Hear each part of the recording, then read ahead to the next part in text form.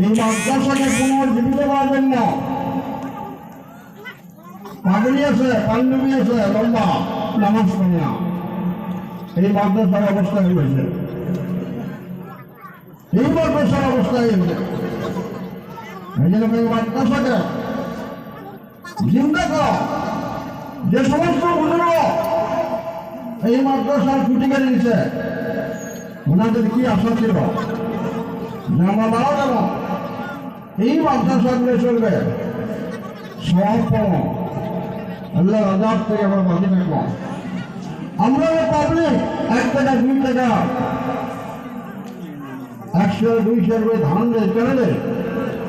বড় করে নাজাতের জন্য, বড় করে যেটা আল্লাহ জাহান্নামে না দেয়, সেটা আজকে দেখা যায় জানা হয় মাদ্রাসা পড়া নাই, মাদ্রাসা ছাত্র নাই। মানে আপনাদের কাছে অনুরোধ করলাম, আমরা সিনিয়র মানুষ হিসেবে, সিনিয়র আলেম হিসেবে, মুরব্বী হিসেবে এই জায়গা পার্শ্ববর্তী মাদ্রাসা রাহুল মেহরবানি আছে, পার্শ্ববর্তী মেহরবানি ফরমানি আছে, মাদ্রাসা পূর্ণরূপ দেওয়ার জন্য ছাত্র দেন এবং ওস্তাদগুলার কেয়ার করে লক্ষ্য দেন যে ওস্তাদ খালি কালেকশন করবে না, পড়া পারবে, এটা লক্ষ্য দেওয়া দরকার। আমরা ছাত্র দেওয়ার জন্য রাজ দিয়েছি, ছাত্র যেন মাদ্রাসার পূর্ণ পর্যায়ে উন্নতি আমলগুলো হয়। কথাটা অনেকের ভালো লাগবে, অনেকগুলো বেড়া লাগবে। টিচার মিটার আসলে মানুষ ঠিক হয় না, টিচার মিটার আসলে মানুষ ঠিক হয় না।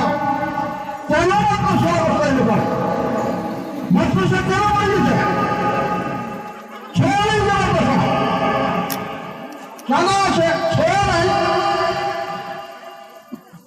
আসার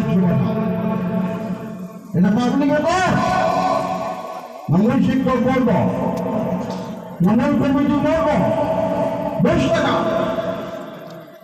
কেন আলাদা না? প্রত্যেকটা মানুষের বানিয়েছে মাদ্রাসা, কে চালে যাবে? মেয়ে মানুষের চালাবে, পর্দার আওয়াজ হয়ে যাবে।